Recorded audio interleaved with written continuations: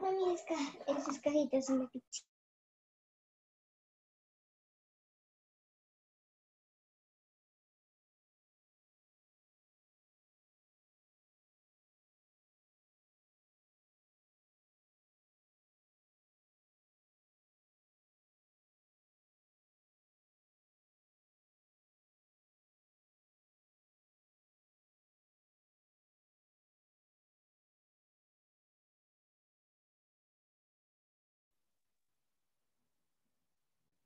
Buenas tardes. Hola, buenas tardes, bienvenidos. Muy buenas tardes. Buenas tardes, buen provecho a todas y a todos. Gracias, igualmente para usted.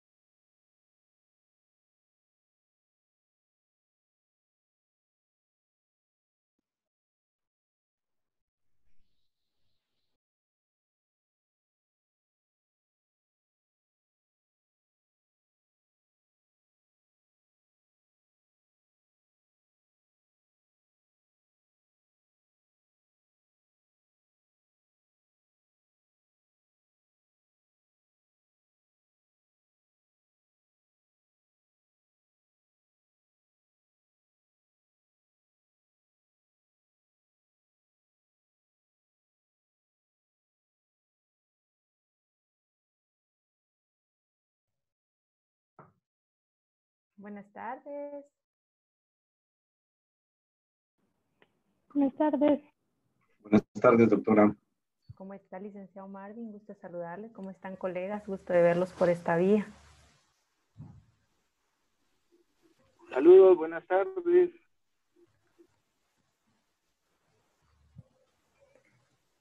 En un momento empezamos. Cuando me avisen, yo ya estoy lista.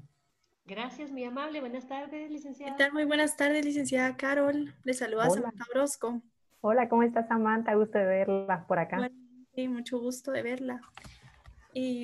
A todos muchas gracias y buen provecho. Ahorita vamos a terminar de dejar entrar a las personas. Solo quiero ver si la licenciada Carol ya está como co-host. Todavía no. Ahorita la vamos a colocar como co-host para que nos pueda compartir. Perfecto.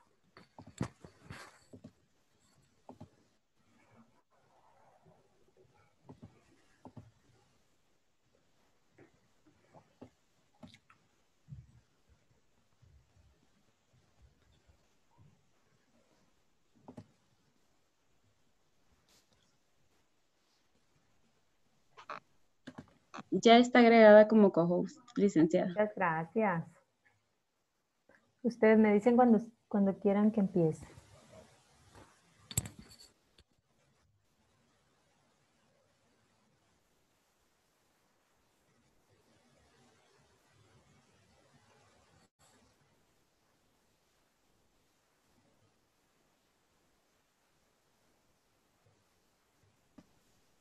Perdón. Ahorita normalmente hemos tenido una participación de 78, 80 personas, licenciada. Ahorita hay 57 participantes. Estamos dando ingreso. Perfecto.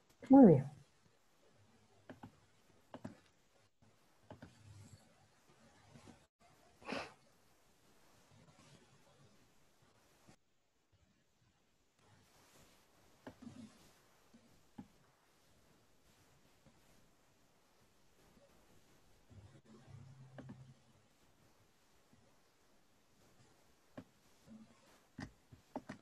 A todos, en un momentito vamos a compartirles el código. Solo vamos a esperar que haya más gente, así no lo compartimos tantas veces.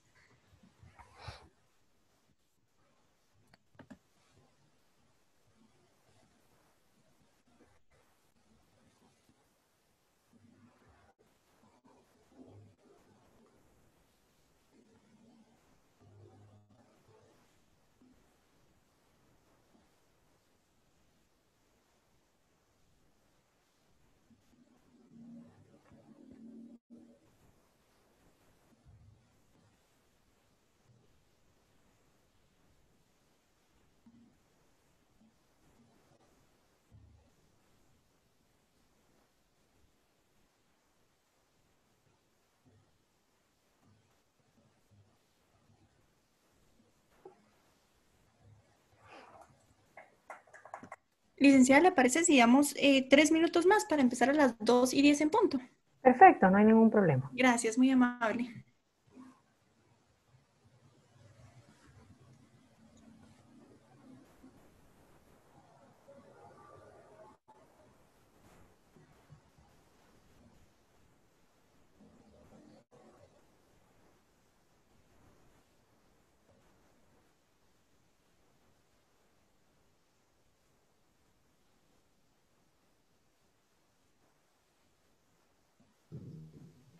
Buenas tardes.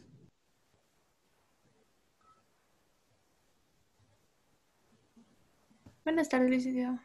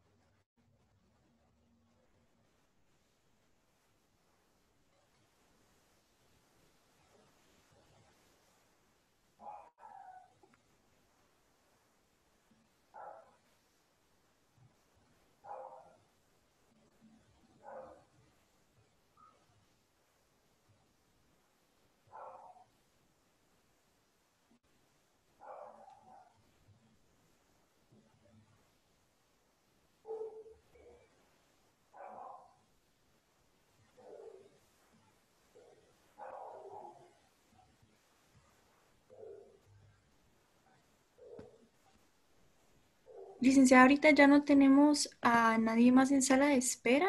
No sé si gustaría comenzar. Claro que sí.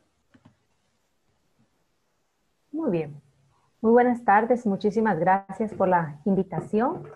Yo sé que esta es una hora un poco pesada porque están regresando de tomar sus alimentos, pero vamos a tratar de abarcar con ustedes algunos conceptos fundamentales de la victimología que a ustedes les van a ser sumamente útiles dentro de la función que van a desempeñar. Por favor, en cualquier momento, si ustedes necesitan que les responda alguna duda, me interrumpen. Yo no tengo ningún inconveniente en que lo vayan haciendo mientras estamos intercambiando conocimientos. No vayan a esperar a que transcurra la totalidad de la clase, sino que en cualquier momento ustedes me interrumpen y yo encantada. Antes de empezar, quisiera preguntarles así muy rápidamente, ¿cuántos de ustedes son abogados? Si pueden levantar su manita en la aplicación, les voy a agradecer bastante. Muy bien. ¿Cuántos de ustedes son psicólogos? Si son tan amables de bajar la manita a los abogados.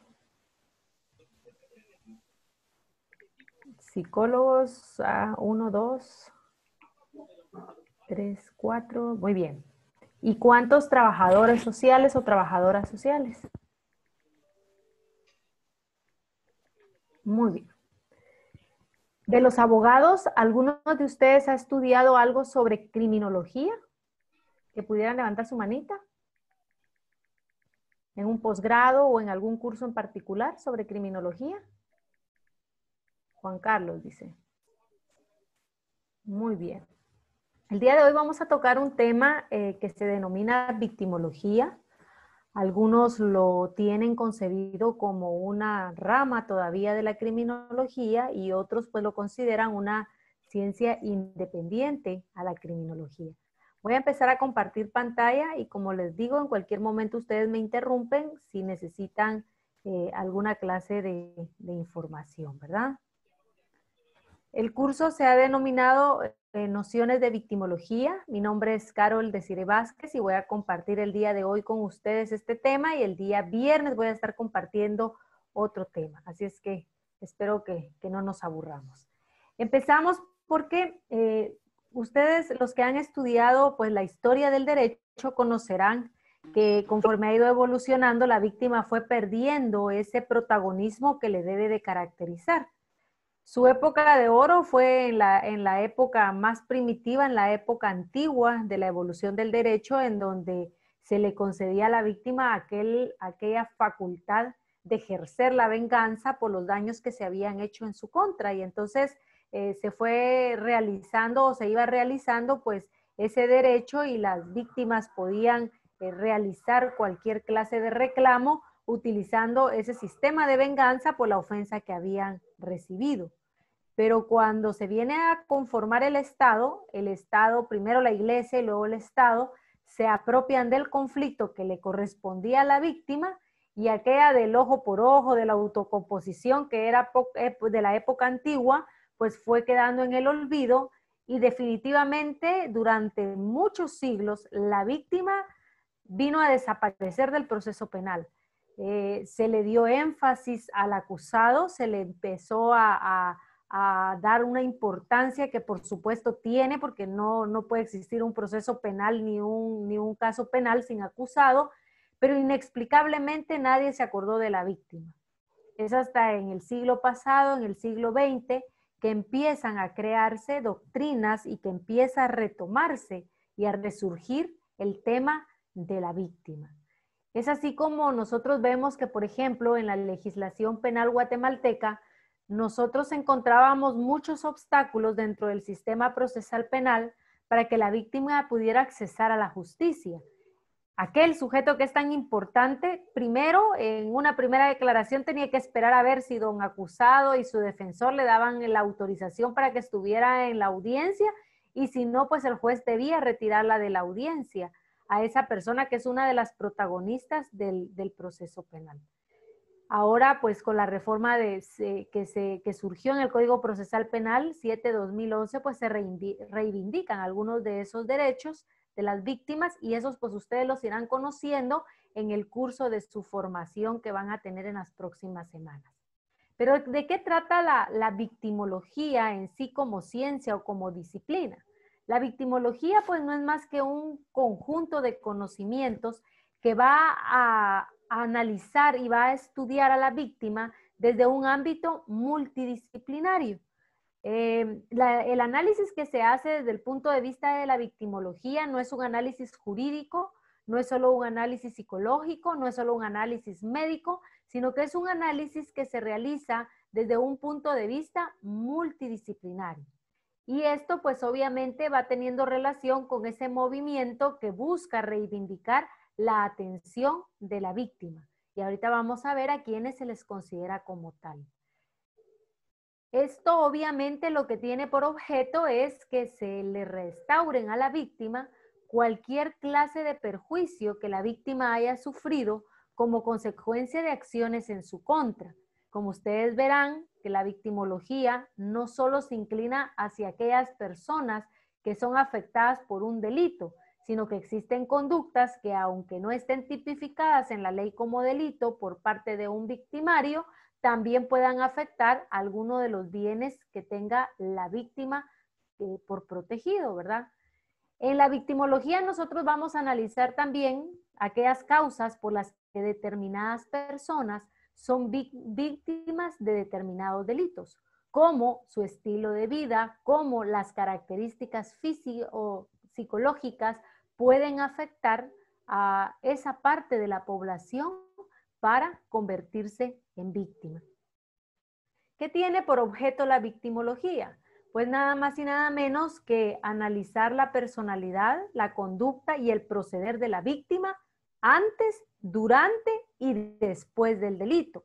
¿Por qué es importante analizar esto? Porque cuando ustedes vean lo relativo a la reparación digna, es importante que le aporten al juez cómo la víctima era antes de que el delito fuera cometido en su contra, cómo se comportó durante el procedimiento, que va a ser útil para ustedes porque de repente la víctima dice, pues yo ya no quiero seguir con el caso, yo ya no quiero continuar, yo ya lo perdoné, etcétera.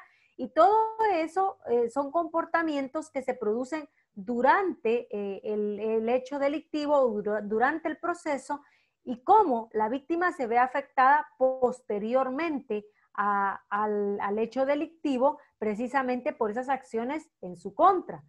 Hay varios factores que predisponen a que una persona se convierta en víctima, y entonces la función de la victimología es estructurar, establecer cuáles son esos patrones y hacer que esos patrones sean superados para que la víctima no sea revictimizada.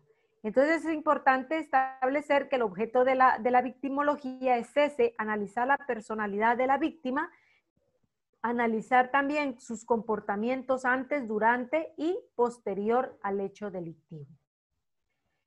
¿Cuál es el fin de esta disciplina? ¿Por qué debe de existir victimología? Pues obviamente, si nosotros tenemos un adecuado análisis de las causas que producen la victimicidad, vamos a encontrar que el Estado va a elaborar políticas que sean adecuadas para que se pueda mermar de manera adecuada el delito o los ataques que se están realizando en contra de ella.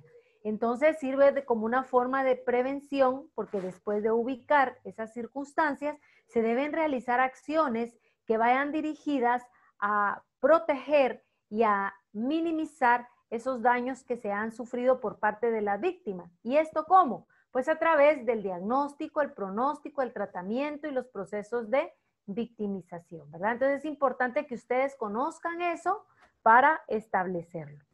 ¿Qué método utiliza la victimología? La victimología normalmente va a utilizar un método científico, ¿verdad?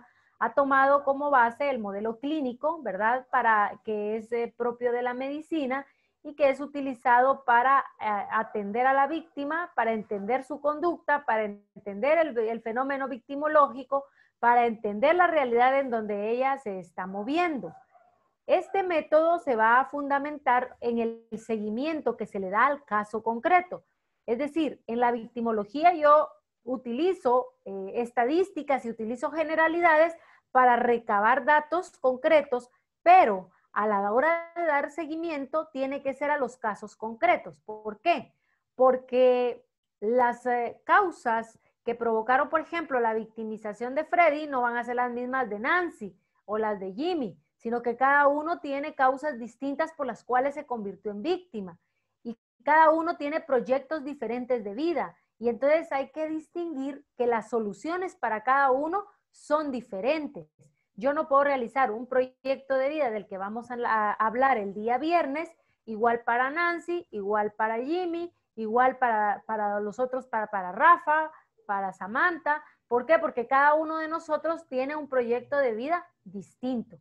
El trabajo que se realiza dentro de la victimología necesariamente tiene que ser interdisciplinario, ¿verdad? Porque todos los elementos que confluyen dentro o que influyen dentro de este fenómeno debe de ser tratado y atacado. Y existen elementos biológicos, psicológicos y elementos sociales y culturales. Estas fases, el método tiene las siguientes 4 fases. La primera es una fase del examen. En esta fase pues se utilizan técnicas como la entrevista, se utiliza la medicina, se utiliza la psicología, utilizan la encuesta para establecer, ¿verdad? Por medio del diagnóstico, cada área examinada. Una misma víctima puede presentar daños en su cuerpo, daños en su mente, daños en su patrimonio, etcétera. Entonces el diagnóstico nos va a decir de manera singular o de manera personalizada cuál es esa clase de tratamiento que se necesita. El pronóstico lo que va a hacer es una apreciación basada en el diagnóstico de la cual va a ser la conducta futura de la víctima, ¿verdad? Como consecuencia de lo que ocurrió. Y obviamente el tratamiento lo que busca es eliminar o por lo menos disminuir los objetos de la victimización y evitar que se victimice en el futuro. Si llevamos a cabo todas estas fases, el resultado va a ser satisfactorio, porque una persona que fue victimizada, por ejemplo, por trata de personas, si se realizó un adecuado examen, diagnóstico, pronóstico y un tratamiento, ya no va a caer en esa red de trata nuevamente, ¿verdad? Entonces hemos tenido un éxito en el método que se utilizó. Dentro de la victimología hay dos personas importantes a quienes se les debe pues, la creación de la disciplina, que son el rumano Benjamin Mendelssohn y Hans von Heding. Ellos son considerados por la ciencia como los padres de la victimología dentro del derecho penal. Les voy a contar un poquito que Benjamin Mendelssohn fue un abogado rumano que estudió la resistencia de las víctimas en los casos de violación. Nació su trabajo como de las funciones que él ejercía como abogado y publicó en la revista, en una revista sobre la víctima.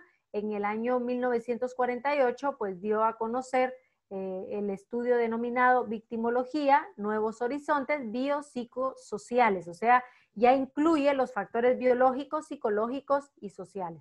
Por su parte, Hans von Heding, él también realizó bastantes estudios en relación a la víctima a partir de la Segunda Guerra Mundial como consecuencia del holocausto del pueblo judío por Alemania. Y pues en 1948 él crea una importante obra en donde él pues publica algunas particularidades sobre la psicología criminal en los delitos en particular, ¿verdad? Hace una clasificación de víctima y presta mucha atención pues a la mecánica en que funciona esta clase de actividades. Cuando hablamos de Mendelssohn, él intenta identificar aquellas formas personales, ¿verdad? En que ocurre las características personales, en que ocurre,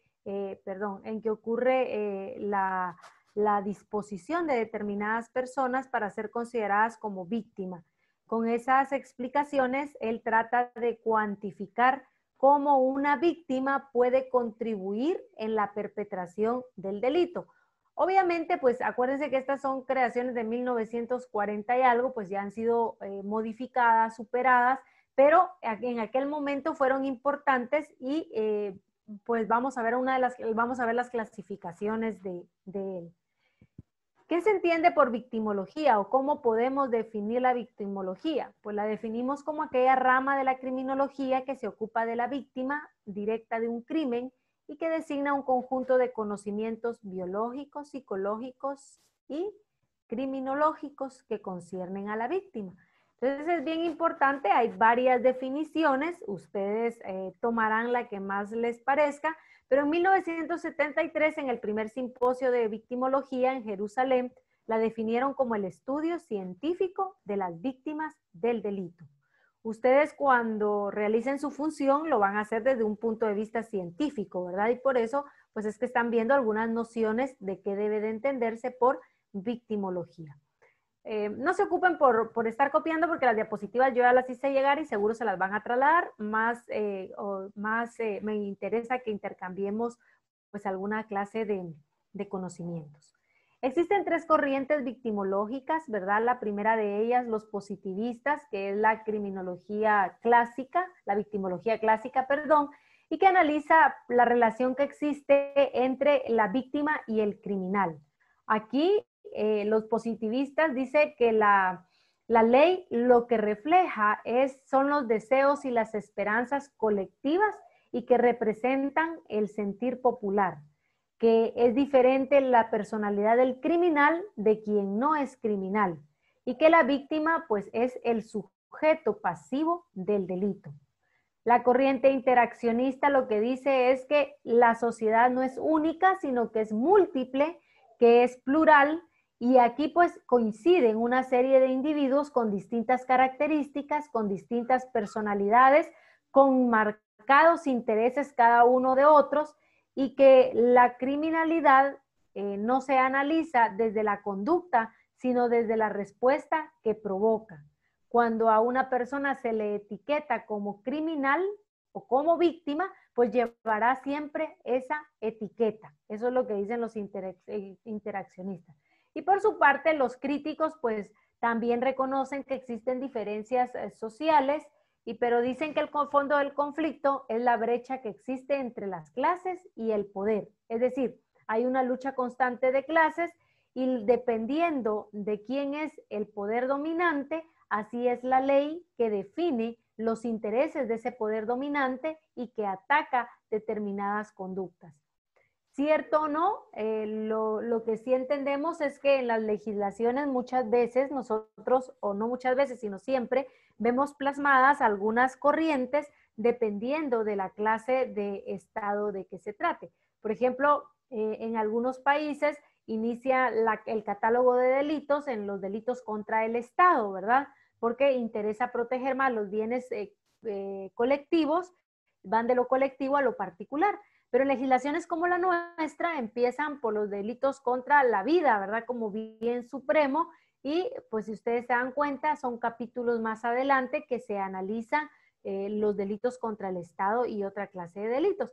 Producto probablemente pues de las corrientes que se siguen en cada estado. ¿A quién debemos entender como víctima desde el punto de vista de la victimología? Acuérdense que ustedes tienen pues definiciones legales, pero aquí estamos hablando de la victimología. Para la victimología, una víctima es aquel ser humano que padece daño.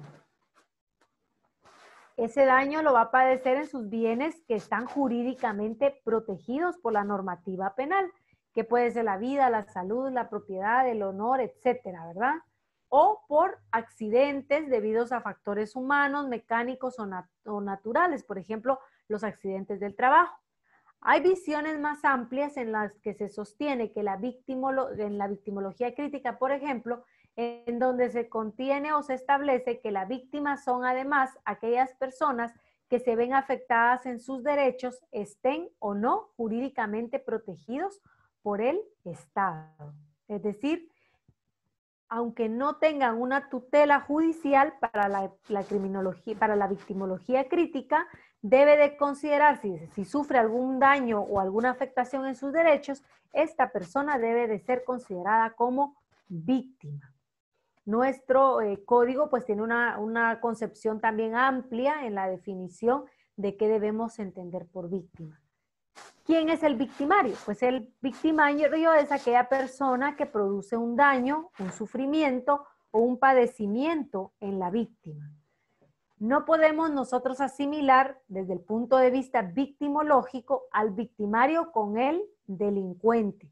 Eso tiene que quedar bien claro, porque el victimario es el género dentro de la victimología, el delincuente es una especie de victimario, no es todo, porque para la victimología puede ocurrir que víctima y victimario estén unificados en una misma persona.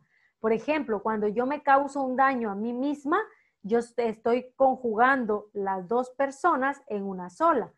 O sea, hay autovictimización, ¿verdad? ¿Qué es la victimidad? Cuando hablamos de victimidad, hablamos de aquellas características sociales, biológicas y psicológicas que aparecen comunes en muchas de las víctimas o en las víctimas en general y que son precisamente esas características que la sociedad quiere prevenir y combatir para que las personas no se conviertan en víctimas. Es decir, cuando hablamos de victimidad, vamos a hablar de aquella predisposición de unas personas para ser víctimas. Ustedes van a encontrar, por ejemplo, que una jovencita que fue abusada sexualmente una vez, es probable que lo reitere o que se reitere su victimidad con otra persona. ¿Por qué? Porque ya hay una serie de características en ella que como no fueron tratadas adecuadamente, no han sido superadas y ya la hacen una persona más vulnerable, ¿verdad? El delincuente detecta en la víctima alguna característica que puede ser social, biológica o psicológica y ataca. Y esta persona, pues por ser vulnerable, tiene una predisposición de convertirse en víctima y puede ser reiterada su victimización. ¿A qué nos referimos cuando hablamos de la victimización? Pues aquí estamos hablando del resultado de la conducta antisocial en contra de una o de un grupo de personas. Esas conductas que se realizan en contra de esa persona o de ese grupo de personas y la convierten en víctima. O sea, todo el proceso y el mecanismo por el cual una persona se convirtió en víctima de otra. Es lo que se llama la victimización criminal, ¿verdad? Recordemos nuevamente, porque aquí se vuelve a hacer el llamado, que también debemos entender que para la victimología, mi autovictimización también puede producirme daños, aunque no produzca crimen. Es decir, si yo me intento suicidar, yo soy una autovíctima, pero no cometo ninguna clase de delito. O sea, nada que yo atente contra mí misma va a configurar alguna clase de hecho delictivo. Hay otros términos que son importantes dentro de la victimología, por ejemplo, el victimizable, aquella persona que es capaz o que es sujeto capaz de ser víctima, es un sinónimo de victimable. El victimizador, aquel que es capaz de ser victimario, es decir, el agresor. El victimante, aquello con capacidad para victimar. El victimal, que es una actitud, la predisposición para convertirse en víctima. Victimar, que es hacer objeto a otro u otro de una acción victimante. Es pues obviamente todas las acciones que se realizan en contra de la persona. Víctima, victimante, que se utiliza como sinónimo, ¿verdad? Entonces son terminologías que pues les sirven a ustedes para entender cómo funciona esa clase de actividades. ¿Dudas hasta dónde vamos? ¿O alguna intervención que ustedes quieran realizar? Pueden levantar su manita con mucho gusto.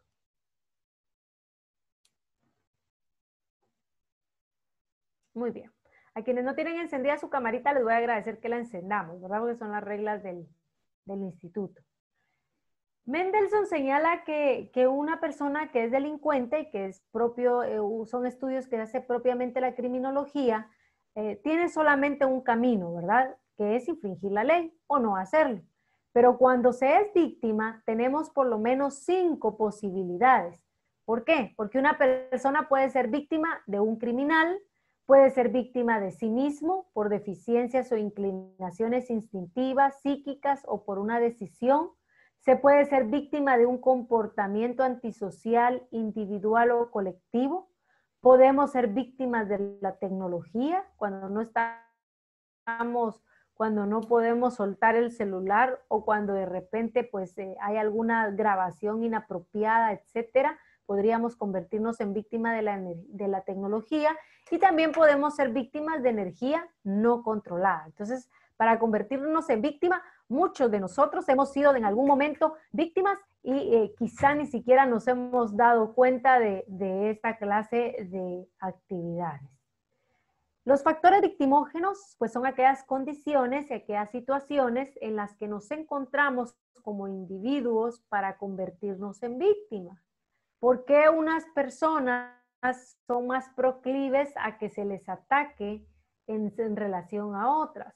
¿Por qué, por ejemplo, en una residencia en donde hay 2 hermanitas, el victimario escoge a una y no a la otra para ser la víctima de un abuso sexual? Pues son por una serie de factores victimógenos, ¿verdad?, que se encuentran en esa persona y que la hacen proclive a convertirse en tal, ¿verdad? Estos son los factores que van a facilitar la victimización.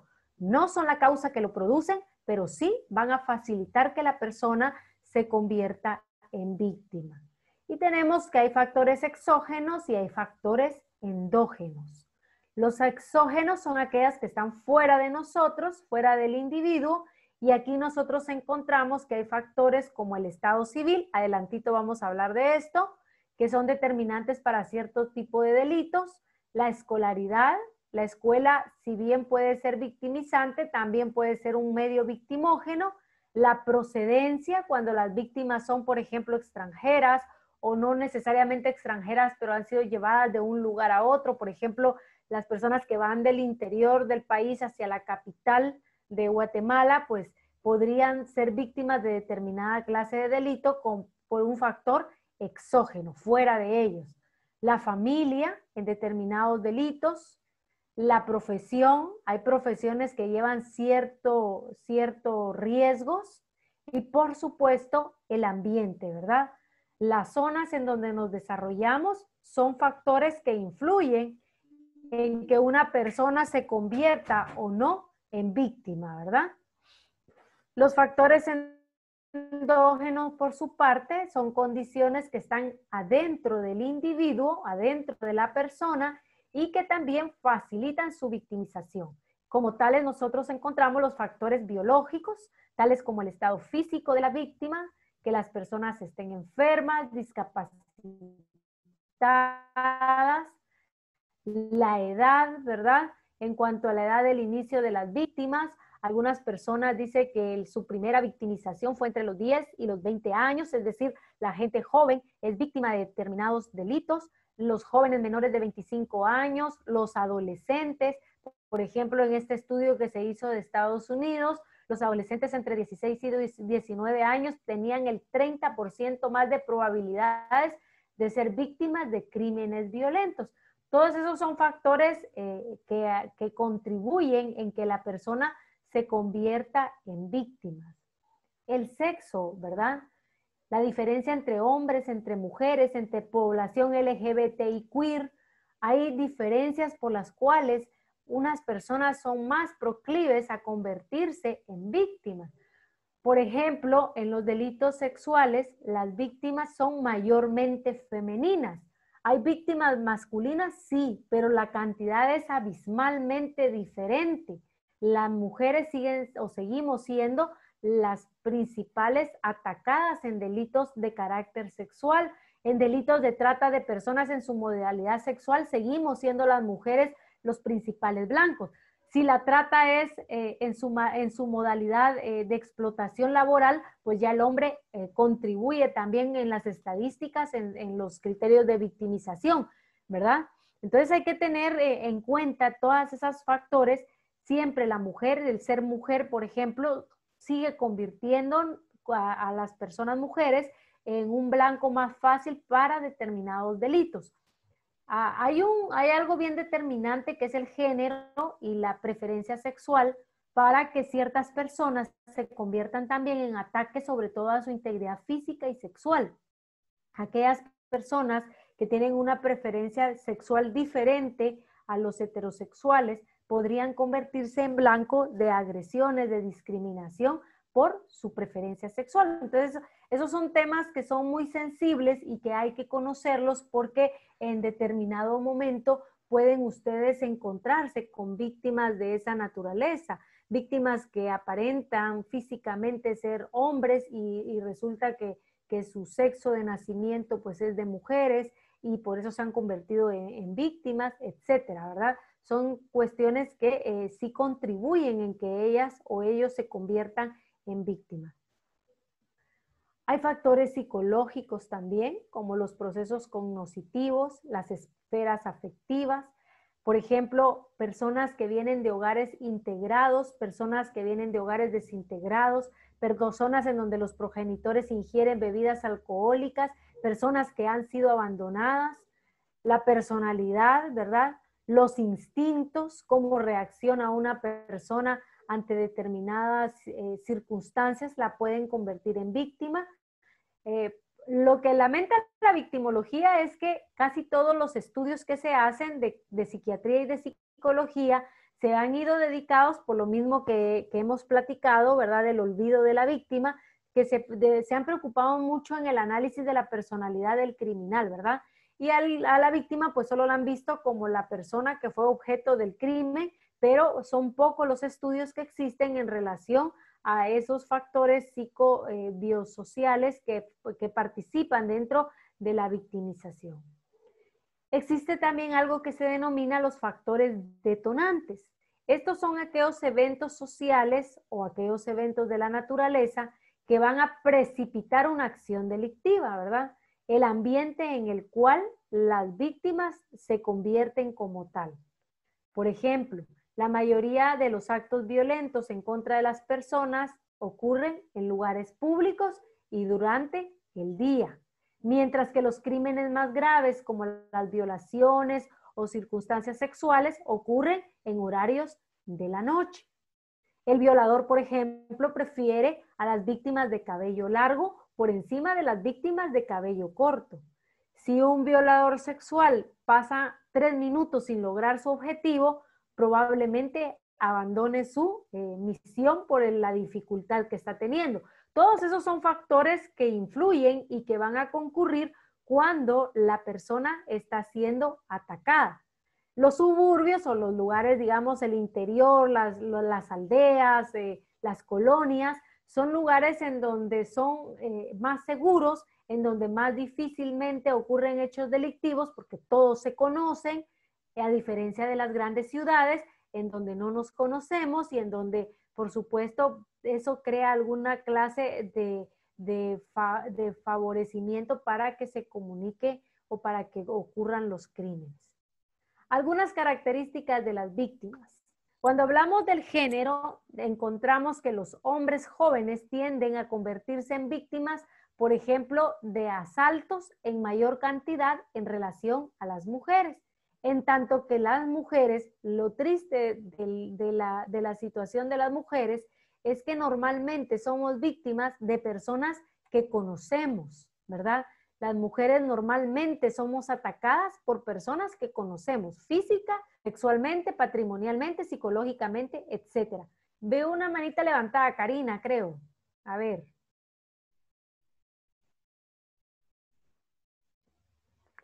¿O fue error? Bueno, sigamos entonces. Las mujeres pues sufrimos 6 veces más violaciones en relación a los hombres, o sea, son datos muy alarmantes, ¿verdad? Porque, sí, ¿perdón? ¿Sí? Es que sí era duda, lo que pasa es que no podía activar mi micrófono. Ay, no tenga pena. Tenía un poquito de duda en referencia a la diferencia que hay entonces entre los factores detonantes y los exógenos. Muy bien. Los factores detonantes son circunstancias que pueden estar dentro del ambiente, ¿verdad? Y que van a provocar a que la víctima más fácilmente se convierta como tal. Por ejemplo, vimos como un factor detonante, a ver si voy a regresar la diapositiva para que usted... Vamos a ver si la puedo regresar acá. Estos factores están, pues, como le decía, fuera de la víctima, pero son factores que directamente están en la sociedad o en la naturaleza. Y entonces nosotros encontramos, por ejemplo, que si usted vive en un suburbio en donde, por ejemplo, opera la Mara 18, pues es más fácil que usted se convierta en víctima que si vive en un suburbio en donde el ambiente, el medio ambiente, pues es más tranquilo, hay seguridad, hay garitas, hay cámaras, etcétera, ¿verdad? Entonces son cuestiones que están dentro de la propia naturaleza o dentro del propio ambiente en donde las víctimas se pueden desarrollar y que van a contribuir para que ellas se conviertan en tal, que le facilitan, digamos así, la comisión del hecho delictivo. Detonan, por eso se le llama factores detonantes, porque en esta clase de hechos, encima de que existen aquellos elementos exógenos y endógenos, hay otras circunstancias que vienen a favorecer y que hacen explotar, o el detonante que hace explotar la calidad como víctima, ¿verdad? La convierten más fácilmente en un blanco de esa clase de conductas criminales. Gracias. Muy bien. ¿Alguien más que quiera intervenir?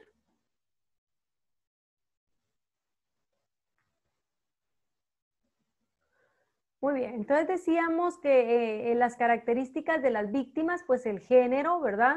Los hombres en relación a víctimas de asaltos, en tanto que las mujeres, reitero, somos víctimas generalmente de personas que conocemos y los actos que se realizan en contra de nosotras, que pueden ser delitos sexuales, delitos de violencia contra la mujer, que son los más frecuentes, femicidios, casi siempre existe algún vínculo con la persona que ataca. aquellos violadores que ustedes ven que encuentran y de casualidad a la víctima, le apuntaron, la obligaron a que se desvistiera y la violación típica, esos son casos menores en relación al círculo íntimo dentro del cual la víctima es atacada. La mayor parte de casos que conocemos en los tribunales, las víctimas han sido atacadas por su progenitor, por su abuelo, por un hermano, por un pariente cercano, por un vecino, por un amigo. Por eso es que las estadísticas dicen que normalmente las mujeres somos víctimas de personas que conocemos. El estatus social, obviamente, los ciudadanos más pobres son más vulnerables en relación a aquellos que no lo son.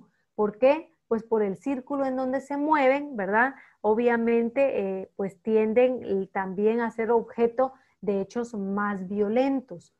Pocas personas, pocos delincuentes, porque ellos pues también analizan a la víctima que van a atacar, se atreverían a atacar, por ejemplo, un carro con personas que lleve guardaespaldas, porque les genera una mayor dificultad para el cometimiento del hecho delictivo. En cambio, que una persona que se encuentra pues con un estatus menor, que es más vulnerable para la realización de esta clase de delito.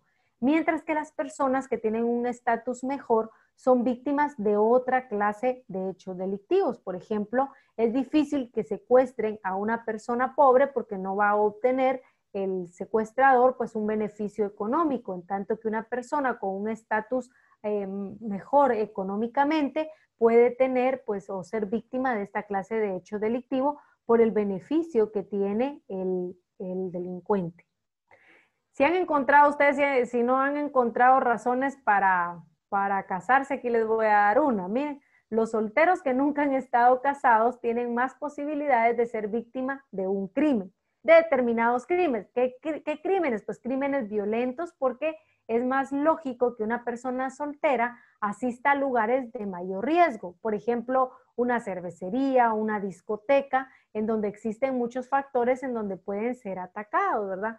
Los viudos y las viudas apenas pueden ser víctimas de estos delitos, pero ahí también influye obviamente la edad. En otros lugares también la raza, por ejemplo, nuestro país es un país que es multicultural o pluricultural, y entonces nosotros encontramos que una persona que tenga determinadas características en relación a otras sí puede ser un factor vulnerable. El ser una mujer, por ejemplo, indígena y más joven, puede ir abonando más factores de vulnerabilidad para determinados delitos. Por ejemplo, la trata de personas en su modalidad de explotación laboral. Ustedes, si han leído noticias, muchas jovencitas que son llevadas de determinados departamentos son explotadas pues en tortillerías, por ejemplo, ¿verdad? Las hacen trabajar grandes o muchas horas prolongadas, pero ahí hay varios factores que concurren. ¿Cuáles son las posibilidades de convertirnos en víctimas? Y siempre hablo de convertirnos porque ninguno de nosotros, ninguno por el estatus que tenga, está libre de convertirnos en víctimas. Primero Dios no ocurra, pero todos o todas en determinado momento podríamos tener la posibilidad de convertirnos en víctimas. Por ejemplo, sin intervención humana a la hora de un desastre natural, a la hora del ataque de un animal, el perro del vecino que se salió y que es de esas razas graves, nos puede atacar y nos estamos convirtiendo en ese momento en víctima. Obviamente por conducta humana propia, que se refiere a la autovictimización, y por supuesto por conducta humana ajena, cuando somos atacados por personas ajenas a nosotros mismos. Las víctimas, como ustedes van a ir, la experiencia les va a ir enseñando, pueden tener reacciones inmediatas y reacciones mediatas.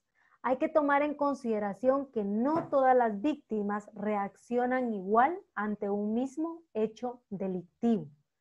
Si, por ejemplo, dos mujeres fueron abusadas sexualmente, que nos ha pasado en los tribunales, llegan las dos y a la hora de declarar, una se sienta segura de sí misma, relata de manera amplia todo lo que le ocurrió.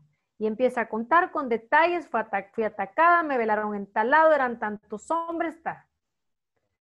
La otra víctima exactamente del mismo hecho delictivo puede ponerse a llorar y no lograr declarar en ese momento si no es estabilizada psicológicamente. ¿Por qué? Porque todas las víctimas tienen reacciones distintas.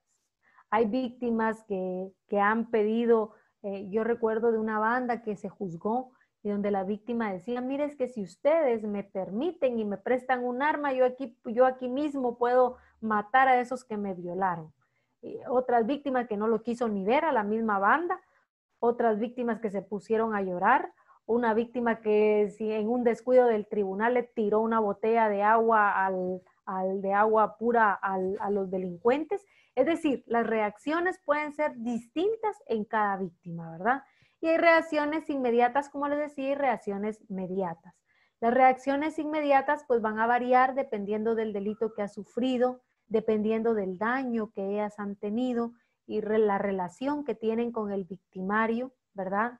Porque muchas veces las víctimas no quieren declarar por los síndromes que existen, ¿verdad? De acomodo, de mujer maltratada, que esos los van a ver ustedes con la persona que corresponda, por el síndrome de Estocolmo, etcétera, en donde las víctimas pues le tienen cierto cariño, cierto amor a la persona que les atacó a pesar de lo que existe. Y en los casos, por ejemplo, de violencia contra la mujer, esto es muy frecuente. En los casos de violaciones y de agresiones sexuales, en donde el agresor es un pariente, es muy frecuente también, en donde las víctimas guardan silencio y prefieren no hablar precisamente por su relación que existe con el victimario. Porque a veces dice, mire, pero si la abusaba desde hace 5 años, ¿por qué hasta ahorita vino a hablar, verdad? Y porque existe una serie de reacciones, como les reitero, que no necesariamente van a venir a desembocar en el mismo momento y de la misma forma. Y algo bien importante que siempre hay que cuidar es, por ejemplo, si la víctima tiene una relación directa con el victimario, hay que aprovechar en ese círculo en donde se está, si se puede tomar un anticipo de prueba para que la víctima en determinado momento, si cambia de parecer en su declaración, por lo menos se tenga cuidada ya la prueba en donde ella reconoció y en donde ella estableció quién fue su atacante y qué fue lo que le hizo. Porque ustedes se van a encontrar con víctimas que un día llegan golpeadas y les llegan a pedir hasta que les den pena de muerte a quien las atacó, y al día siguiente, inmediatamente, ya llegan hasta de la mano con su propio agresor. Esas son reacciones perfectamente comunes, normales, que han tenido las víctimas a través de del proceso de victimización, pero que obviamente no son normales a la psicología, ¿verdad? Pero que son reacciones que existen y que nosotros hemos presenciado en los casos concretos que hemos conocido. Si hay una relación, ¿verdad? Lo que les decía, puede desarrollarse el denominado síndrome de Estocolmo, aquellos sentimientos de la víctima, puede desarrollarse el de indefensión adquirida, el de acomodo al abuso, el síndrome de mujer maltratada. Esos son algunos de los ejemplos que me imagino ustedes van a ver desde el punto de vista psicológico o psiquiátrico de por qué o cómo se desarrollan esta clase de síndromes y de sintomatologías y por qué las víctimas van a reaccionar de determinadas formas en los casos concretos. Reacciones mediatas cuando hay desajustes psicológicos, ¿verdad? Y que implican un cambio de vida. La víctima muchas veces busca mecanismos de autodefensa. La víctima ya no quiere salir, ya no quiere pasar por esa calle, dice que va a comprar un arma. Hemos tenido víctimas, por ejemplo, unas niñas que fueron víctimas de trata de personas, que la abuela y la mamá las explotaban sexualmente, niñas comprendidas entre los 14 y los 11 años de edad, eran 3 niñas, y resulta que a ellas, como no había quien se ocupara en su núcleo familiar de ellas, las trasladaron a una casa hogar, a una casa de cuidado, y las niñas lo que hacían era cortarse brazos y piernas, ¿verdad? Era una forma de autolastimarse y la forma en que ellas reaccionaban ante las actividades en donde habían sido sometidas. Se cortaban los brazos, se cortaban las piernas y resulta entonces que las víctimas se lastimaba. ¿Dudas hasta acá?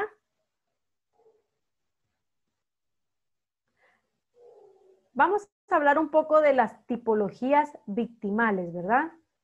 Las tipologías victimales son las clasificaciones que se han dado de las víctimas, ¿verdad? Hay que tomar en cuenta que cada hecho debe ser analizado de forma individual y conforme a las particularidades del mismo, pero hay clasificaciones que han desarrollado diversos autores para estudiar ese rol de las víctimas. Pueden ser estos, pueden ser más, yo solo les puse algunos ejemplos, ¿verdad? ¿Para qué se crean estas tipologías? Pues sirven como para agrupar en grandes grupos, valga la redundancia, las características más significativas de aquellas personas que se han convertido en víctimas. Veamos la clasificación de Mendelssohn. Esta clasificación la utiliza mucho el Ministerio Público dentro de los informes dentro de los informes de atención a la víctima que realiza. Entonces, esta clasificación ellos lo hacen tomando la correlación que existe entre la culpabilidad de uno, entre la víctima y el infractor, y pues desarrolla que a mayor culpabilidad de uno, menor es la culpabilidad del otro. Tengamos presente pues que son clasificaciones doctrinarias y que cada autor realiza sus distintas clasificaciones, pero es importante que ustedes la conozcan porque de repente les van a hablar, miren, es que según Mendelssohn porque es muy frecuente que lo citen, es una víctima más culpable que el agresor, pues es importante que ustedes sepan de qué están hablando para que ustedes lo conozcan, pero pues obviamente tiene que analizarse desde un punto de vista científico. Desarrolla 3 grupos. En el primer grupo está la víctima inocente, en donde no hay ninguna clase de provocación, en donde la víctima es totalmente ajena a la participación del delito. En el segundo grupo, él encuadra a aquella víctima que denomina provocadora, imprudencial, voluntaria y la víctima por ignorancia, en donde dice que de algún modo pues la víctima va colaborando en mayor o menor grado para convertirse como tal. Y en el último grupo, la víctima agresora, simuladora e imaginaria, en estos casos en donde la víctima pues realiza conductas concretas en sí y en donde a criterio de él, el inculpado debe ser absuelto. Veamos cómo los clasifica. La víctima completamente inocente, que es considerada como una víctima ideal, es en donde aquella persona que no ha hecho absolutamente nada para convertirse en víctima de esa situación. Por ejemplo, a aquellos niños, ¿verdad?, que son abusados sexualmente, aquellos que mueren en una balacera, pues ellos simplemente estaban realizando su vida normal y son completamente inocentes porque no hicieron nada para colocarse en esa situación de peligro. A la segunda víctima, que él la denomina de culpabilidad menor o por ignorancia, se da en cierto impulso no voluntario al delito. Y el sujeto, que es la víctima, tiene cierto grado de culpa por medio de un acto poco reflexivo. Por ejemplo, dice él, una pareja de enamorados que sostiene relaciones sexuales al aire libre o en un sitio muy oculto, en donde la mujer corre el riesgo de ser abusada y el hombre es privado de la vida. Obviamente, pues encontramos que no es que se le esté echando la culpa a la víctima según Mendelssohn, pero sí se está colocando en una situación o en una posición en donde está facilitando su victimización. La víctima tan culpable como el infractor o víctima voluntaria, aquellos que, por ejemplo, cometen suicidio o el suicidio por adhesión, que ocurre normalmente en aquellas personas fanáticas religiosas o en aquellas que tienen ideologías comunes, como el reverendo Jimmy Jones en su iglesia que ocurrió en 1978, ¿verdad? En algunos casos la práctica de la eutanasia, cuando la víctima ha sufrido algunos daños graves, ¿verdad? Y que implora o que pide morir. La víctima más culpable que el infractor, aquella en donde su propia conducta está instando al infractor a cometer tal infracción. Esta, por ejemplo, la víctima incita al autor, ¿verdad?, para que éste descargue aquella clase de ira que normalmente tiene. Y aquí Mendelssohn ubica a los crímenes pasionales, aquellos casos en donde el infractor puede ocurrir por celos que han sido provocados por la propia víctima. ¿Qué ocurre aquí? Hay que aprender a distinguirlo porque obviamente nosotros no podemos tratar igual un tipo delictivo que sea pasional o que sea digamos, un homicidio que no sea provocado o que no sea, que no tenga un dolo específicamente ya planificado durante mucho tiempo en relación a un crimen que ya lleva tiempo planificándose. Acuérdense que en el Código Penal hay diferenciación entre esas conductas y eso es lo que trata de decir desde el punto de vista victimológico Mendelssohn, ¿verdad? Hay una víctima por imprudencia, aquellos que por falta de control, ¿verdad? Provocan accidentes, como quien deja las llaves puestas y algún niño adentro y provoca alguna clase de accidente. Víctimas más culpables o únicamente culpables. Aquí hay varias subclasificaciones. La primera es la víctima infractora, aquella que comete una infracción y que cae como víctima posteriormente. Por ejemplo, yo llego a asaltar a una casa y resulta que de victimario paso a víctima porque el dueño de la casa se defiende y me mata, pues está en su legítima defensa, él no tendrá ninguna responsabilidad y a mí siempre me van a imputar el delito que intenté cometer, ¿verdad? Hay víctimas simuladoras, aquellos que premeditadamente inculpan al acusado recurriendo a cualquier maniobra para hacer justicia, ¿verdad? Pero se la simula y esto pues puede provocar todo el movimiento del sistema de justicia sin que en realidad exista un hecho que perseguir. Hay víctimas imaginarias, aquellos casos donde los individuos tienen determinadas psicopatías. También pueden encontrar ustedes usuarios de esa naturaleza. Nos hemos encontrado en algunos casos con personas que tienen alguna clase de trastorno psiquiátrico, de los que me imagino también les van a hablar, y que pueden tener alguna clase de paranoias que le hacen pensar que han cometido en su contra hechos delictivos, ¿verdad? Nos hemos encontrado también con usuarios así. Obviamente esto lo tiene que determinar un psiquiatra forense, no nos lo podemos inventar ni ustedes como abogados, ni yo como jueza, sino que eso tiene que ser un psiquiatra forense el que lo determine.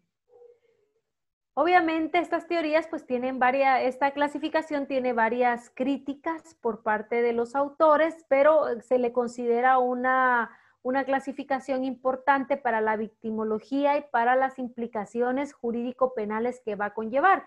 Porque cuando clasifica, por ejemplo, a la víctima más culpable que al infractor, pues obviamente, según Mendelssohn, debería exonerársele de responsabilidad a aquel que causó la infracción. Dígame, Rafael. ¿Qué tal? Buenas tardes, licenciada. Muchas gracias. Yo solo quería comentar algo.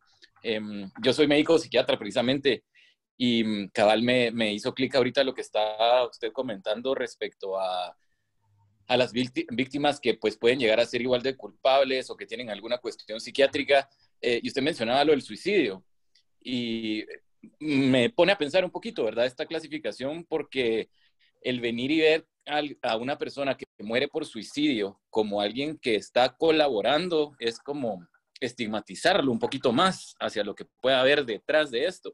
Claro. Y creo que como del suicidio, al final de cuentas, no solo quien falleció por suicidio, pues ya no está, pero la familia se queda victimizada precisamente. Así es. Entonces, verlo así, a mí me levanta pues qué pensar nada más. No sé qué piensa, licenciada. No, claro. Acuérdense que la víctima, pues desde el punto de vista jurídico, no solo es la víctima directa, sino aquella que en su núcleo familiar, pues realiza o sufre también las consecuencias del delito.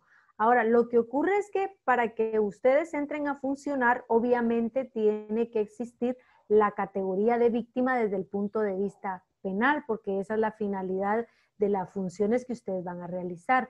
El inconveniente que existe en ese sentido es la falta de recursos para poder apoyar psicológicamente a aquellos que presenciaron un caso concreto como el que está diciendo el doctor Rafael. Ahora, es importante que en cada lugar en donde ustedes presten sus servicios se aboquen y si no existen, se creen las redes de derivación de atención a la víctima, porque esas redes de derivación, por ejemplo, no nos va a permitir que podamos enviar a las víctimas hacia los lugares en donde se les pueda dar esta clase de atención. Por ejemplo, los centros de salud o los hospitales nacionales tienen por lo menos un psicólogo a donde podemos derivar a las víctimas para que se les brinde alguna clase de tratamiento. Y ustedes ya como instituto de la víctima van a colaborar con nosotros los jueces para que pedir medidas victimológicas dirigidas precisamente a la recuperación de las víctimas. Los órganos especializados, por ejemplo, de oficio decretamos las medidas victimológicas que normalmente son tratamiento psicológico para la víctima y su núcleo familiar si es que ha sido reportado como víctima indirecta. Lo hacemos de oficio, pero eso lo hacemos los órganos especializados, pero los órganos comunes no realizan eso. Entonces es importante que ustedes empiecen a familiarizarse con esos términos para que a la hora de solicitar su petición concreta dentro de las conclusiones puedan pedir medidas victimológicas de acuerdo a las recomendaciones que el equipo multidisciplinario les ha realizado. Y de eso vamos a hablar el viernes, porque es bien importante que cada análisis sea personalizado, porque mi proyecto de vida no es el mismo que el de ustedes. Mire, es que yo soñaba con ser mamá y ahora pues ya me contagiaron de esta enfermedad de transmisión sexual y esto me imposibilita la maternidad y se pasearon en mi proyecto de vida. No es lo mismo que alguien que dijo, mira, yo había pensado no tener hijos y pues sí me contagiaron, pero igual a mí no me afecta mayor cosa porque yo había decidido no tener hijos. Es un ejemplo muy burdo si ustedes quieren, pero esa diferenciación sí existe en las víctimas y no pueden ser tratadas de manera igual, ¿verdad? Muchas gracias, doctor Rafael. Muchas gracias a usted, licenciada. Muy bien, vamos a ir un poquito más rapidito, ¿verdad? En otras clasificaciones, por ejemplo, Hans von Heding las clasifica, ¿verdad?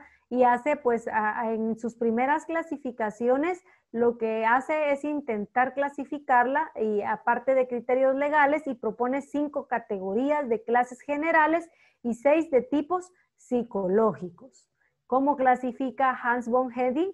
Pues en las clases generales está el joven, aquel que por su debilidad en el reino animal y en la especie humana es más propenso a sufrir un ataque.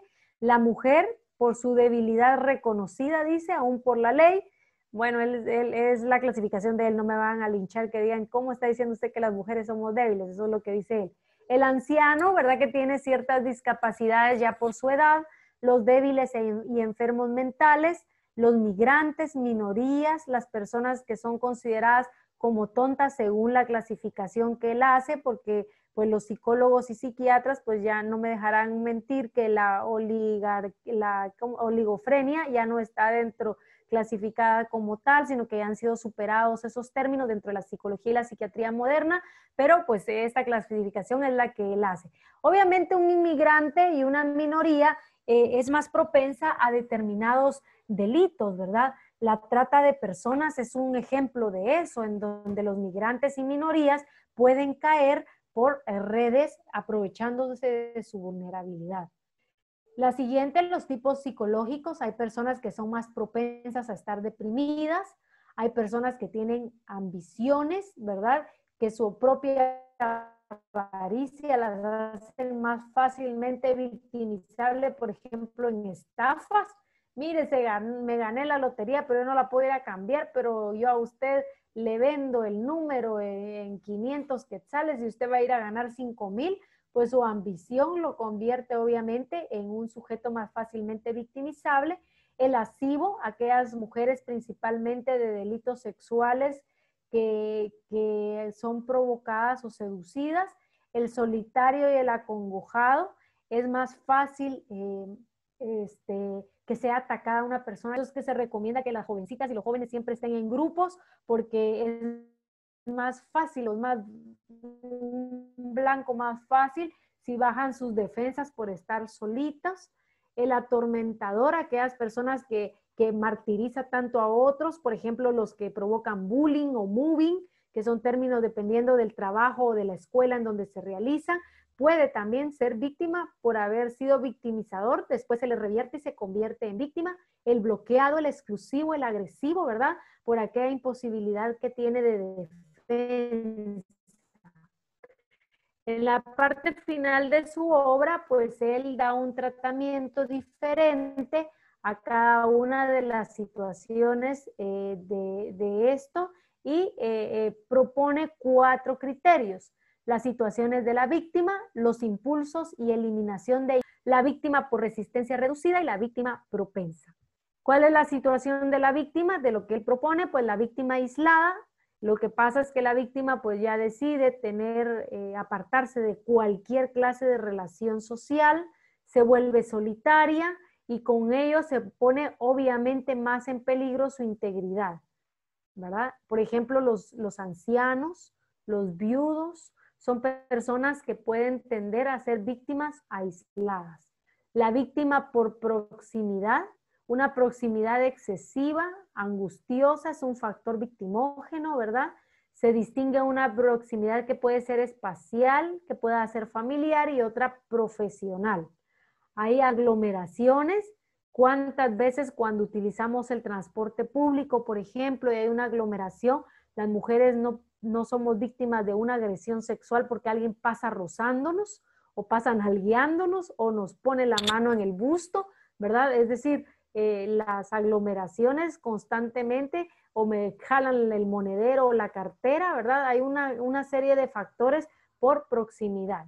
La proximidad familiar puede producir parricidios, violaciones, incestos, aunque el incesto como tal, ¿verdad? Las relaciones sexuales entre 2 personas mayores de edad, si son consensuadas, no están prohibidas en la legislación. Sí tenemos casos en donde se iniciaron como violaciones y pues siguen como incestos. Por ejemplo, en el tribunal, en los meses antes de la pandemia, en los días antes de la pandemia, condené a un señor que, fíjense que él fue capturado porque disparaba su arma de fuego. Y ya que estaba preso, entonces las hijas mujeres le cuentan al hermano varón que su papá, pues, que qué bueno que estaba preso porque su papá las abusaba sexualmente desde pequeñas a las 3. Y él tenía 2 hijos con uno con cada una de la otra y se le había muerto uno. Es decir, él era un incestuoso que al llegar a determinada edad las niñas, a señoritas, 13, 14 años, empezaba a hacer uso sexual de ellas hasta el punto de embarazarlas, ¿verdad? Entonces, esa proximidad familiar en lugares en donde generalmente el núcleo familiar comparte la misma habitación, son muy frecuentes las agresiones, los tocamientos, las violaciones en horas de la noche, ¿verdad? La otra clasificación, la de impulsos y eliminación de inhibiciones de la víctima. Hay víctimas con ánimo de lucro, aquellos codiciosos, ¿verdad? Las víctimas con ansias de vivir, aquellas personas que en determinado momento se han privado de algunas cosas y trata de recuperar el tiempo perdido, ¿verdad? Y esas sus ansias de libertad la llevan a caer en peligros, a embriagarse, a derrochar fortuna, a adquirir pasiones por el juego o por visitar lugares que lo hacen más propenso. Hay víctimas agresivos, víctimas agresivas. Obviamente hay factores que inciden como el alcohol, que es un desinhibidor, ¿verdad? Las drogas, en donde las personas, miren, es que él es re buena gente mientras no tome, pero cuando él toma se torna muy agresivo porque son desinhibidores y eso en ningún momento va a justificar la acción delictiva que se está realizando, ¿verdad? Hay que aprender también como abogados a argumentar esas circunstancias agravantes, porque muchas veces nos quejamos que los jueces solo imponen penas mínimas, pero dentro del ámbito jurídico nosotros no abonamos ni como fiscalía ni como querellantes en las agravantes que van a ir dando lugar a que aumente la sanción punitiva, ¿verdad?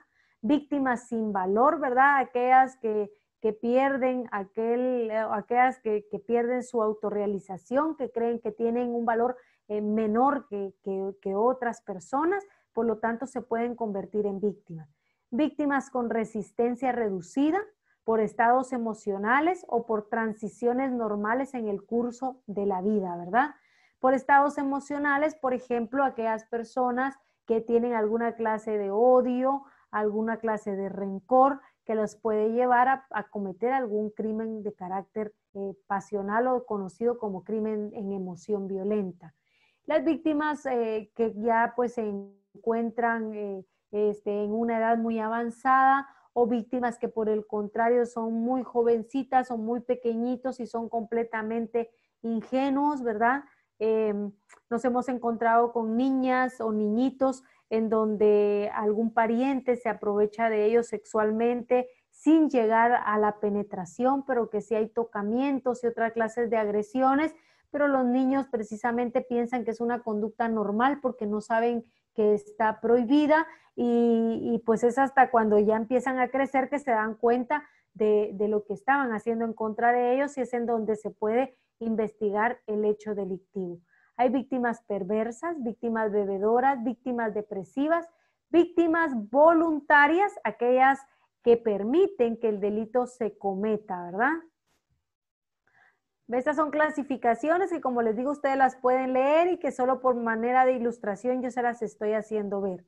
Víctimas indefensas, aquellas que se sienten que no las ayuda el Estado, y ahorita que veamos la victimización secundaria vamos a ver ese sentimiento de frustración, muchas veces resulta más peligroso que el propio delito que han sufrido.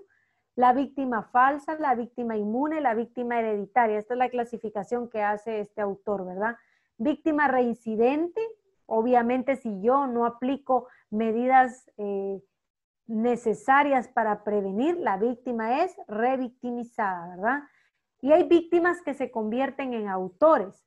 Fíjense que en una oportunidad nosotros juzgamos a un señor que utilizaba como enganche para cometer el delito, que tenía una revista y realizaba fotografías, les ofrecía como modelos a las señoritas y cuando éstas llegaban, pues les introducía vaginalmente una pastilla anticonceptiva y procedía a violarlas, ¿verdad? Resulta que una de sus víctimas con los años se convirtió en reclutadora del señor, es decir, ella misma iba a los colegios y también pues como obviamente es más difícil que se desconfíe de otra persona del mismo sexo, ella misma iba y reclutaba y se las llevaba al victimario para que hiciera uso sexual de ellas. Entonces, a veces es una manera también de enfrentar los delitos o los hechos que han sufrido y se convierten en autores del delito. Critica Rodríguez Manzanera esta clasificación que dice, mire, la primera clasificación que hace en realidad no es una clasificación, sino que lo único que hace es encasillar los casos y más parece un ejemplo de situaciones, ¿verdad? Y no es una clasificación exhaustiva. Y en la segunda dice es útil desde un punto de vista ilustrativo, pero solo para eso puede ser utilizado. Jiménez de Azúa realiza otra clasificación, dice indiferentes, determinadas, resistentes, coadyuvantes, etc. Les digo, hay tantos autores, Rodríguez Manzanera, si lo pueden leer también, él hace otra clasificación de víctimas y es importante que ustedes las conozcan porque de repente hay abogados defensores que van a salir con cualquiera de estas clasificaciones y por eso es importante que ustedes tengan los conocimientos necesarios para saber de qué están tratando, ¿verdad? Dentro de la criminología y la victimología existe este término que se denomina la cifra negra. Cuando hablamos de la cifra negra, lo que estamos hablando es aquel número o desconocimiento de delitos y de delincuentes que no han llegado a ser descubiertos porque no han sido denunciados por sus víctimas o porque no han sido descubiertos por el sistema de justicia. En algunos casos ustedes los encontrarán como las zonas oscuras de la criminalidad. Y la cifra negra es muy alarmante porque existe una gran cantidad de hechos delictivos que no son denunciados, que no llegan a tribunales, que jamás vamos a conocer, pero eso no significa que no existieron, ¿verdad? Y el silencio de la víctima pues implica un descubrimiento de conductas antisociales que no va a llegar al conocimiento ni de la policía ni de los órganos de control. Resulta muy interesante entonces para la victimología establecer que el sexo, la edad, la clase social, el origen racial, etcétera, han sido factores que coadyuvan a que la víctima no realice la denuncia. Por ejemplo, una mujer maltratada de otra nacionalidad que ha ingresado ilegalmente al país probablemente ni denuncie porque tiene pena de ser expulsada del país. Y es muy frecuente que esto ocurra. Entonces pasan a formar parte de la cifra negra de la criminalidad, precisamente porque por sus características no quiere denunciar. La victimóloga argentina Hilda Mariocci, pues en un artículo señaló cuáles son los motivos por los cuales más frecuentemente las víctimas no denuncian o retiraron la denuncia que habían realizado. Uno de los factores es el miedo a la venganza por parte del autor del delito. El clima de confianza que ustedes le generen a la víctima, los lugares donde ustedes las atiendan. Miren, hay cosas tan sencillas que hemos aprendido, por ejemplo, cuando se está entrevistando a una víctima y ella se pone a llorar y usted le empieza a dar un vaso con agua para que a la fuerza se tome, es probable que usted le esté mandando un mensaje equivocado y le esté diciendo que se trague las palabras que ella le quiere contar. ¿Cuál es el procedimiento adecuado? Puede usted ya tener desde el inicio de su sesión el vaso de agua ahí para que la víctima lo utilice cuando ella quiera y no cuando usted tome agua. No, es la forma como usted aborde a la víctima le va a generar un clima de confianza a ella para que pueda pues revelarle a usted los detalles del delito, ¿verdad?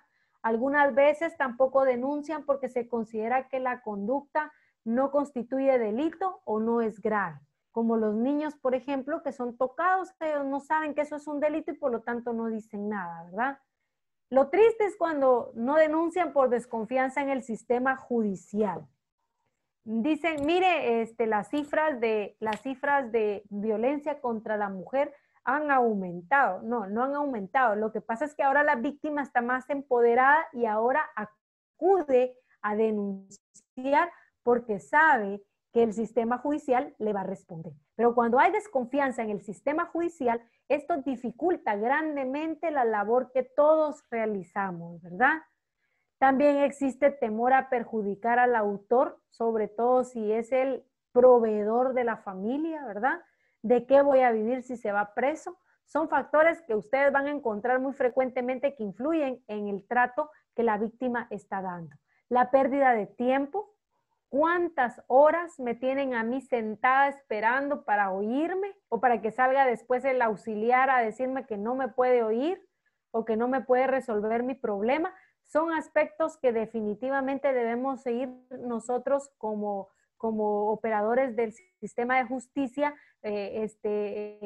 solventando para que la víctima se sienta en un clima de confianza, ¿verdad? Hay víctimas que han agredido al autor y dicen, mire, es que como yo ya le pegué, mejor ya no hago la denuncia, no va a hacer que se me voltee la tortilla y pues entonces, pues obviamente yo mejor no denuncio, ¿verdad? Falta de pruebas. A veces, mire, los autores le crean a la víctima una mentalidad en el que nadie le va a creer, en el que nadie no puede obtener ninguna clase de evidencia y por lo tanto pues la víctima prefiere no denunciar porque para no tener esa clase de desgaste. Y obviamente la presión familiar y social.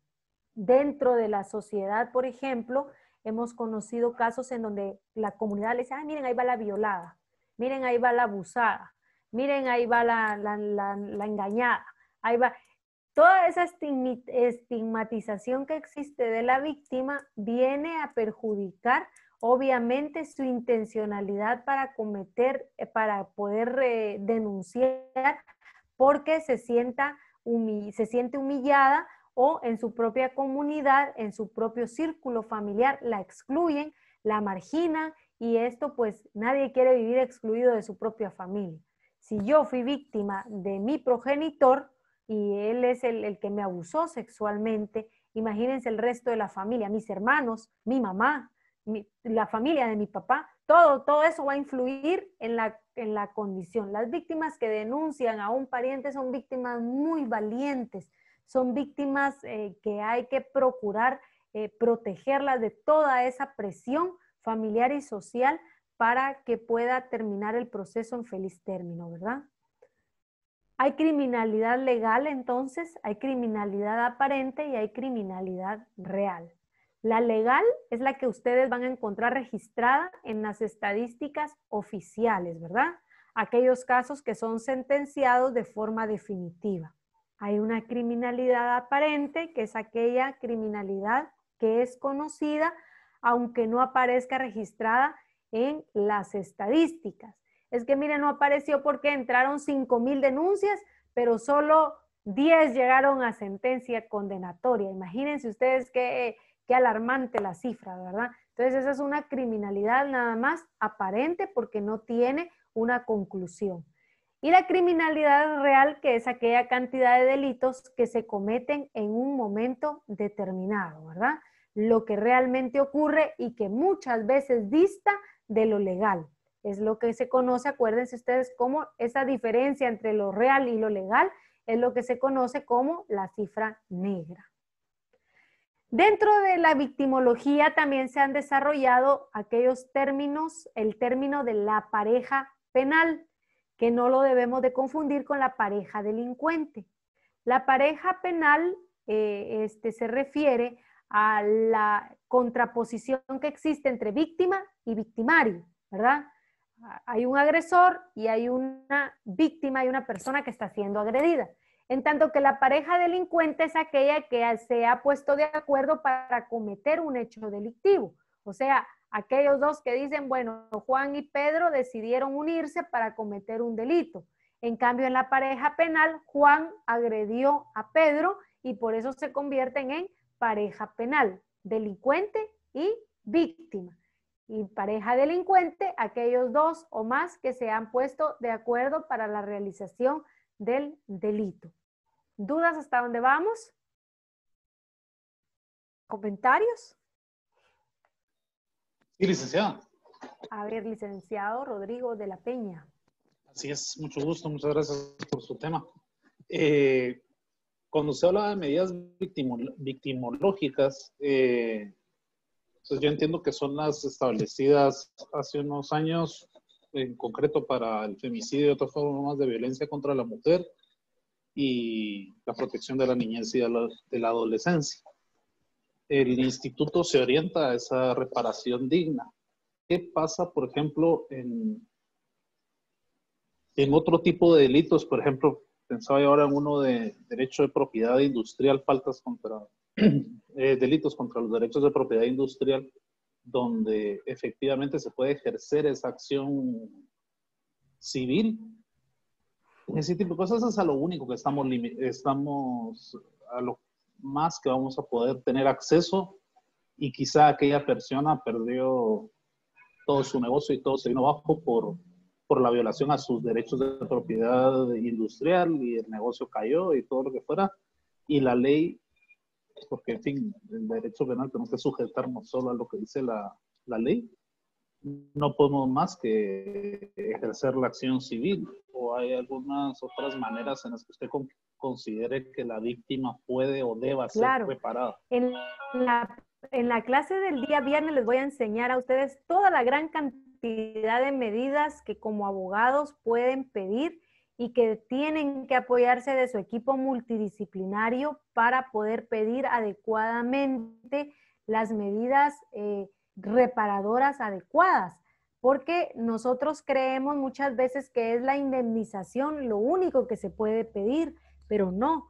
Hay medidas de garantías, hay garantías de no repetición, hay una serie de medidas que hay que ser creativos, y que gracias a Dios ustedes pues van a tener un equipo multidisciplinario en donde podrán apoyar su petición. Por eso es que desde el principio, cuando ustedes tomen un caso, es importante que formulen adecuadamente en coordinación con Fiscalía una teoría del caso hacia dónde va a ir orientada. Y la actividad de ustedes tiene que ir orientada precisamente a que a la víctima se le repare integralmente el daño, dignamente y restauradoramente, como dice la Convención Interamericana, ¿verdad? Es decir, sí hay una serie de medidas que ustedes pueden aplicar para que la víctima le sea reparado el daño. Y le prometo que las vamos a ver el día viernes hoy. ¿Alguien más que quiera comentar?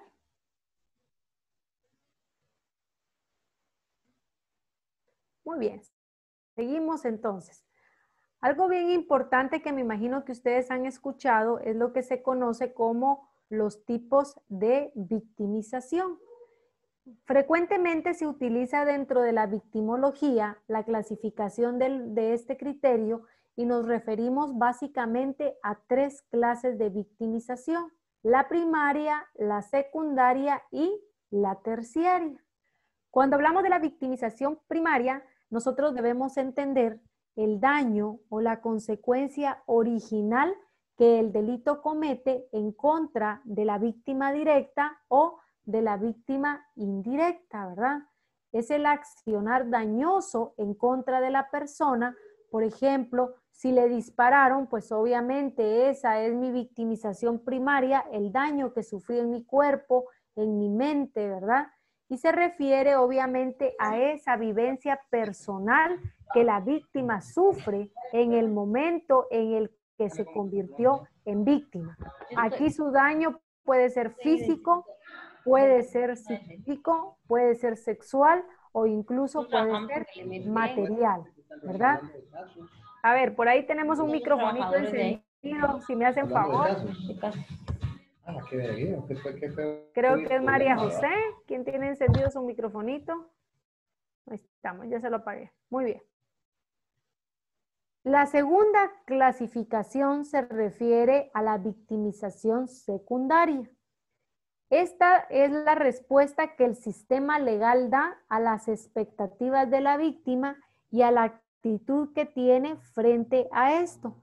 Es importante lo que esto nos indica porque dependiendo de la eficacia del sistema de justicia, así será pues los sufrimientos que nosotros podamos provocar o aliviar en la víctima. Qué bueno que con la comisión del delito pues se acabó y empezamos la restauración de la víctima, así debería de ser, ¿no? Pero resulta que la víctima llega a la policía, le toman su denuncia. Imagínense usted, vamos a ver, aquí en pantalla me aparece Rafael. A ver, Rafael, imagínese, Rafael, que usted es abusado sexualmente por otro hombre y que le toca hacer su denuncia ante la Policía Nacional Civil.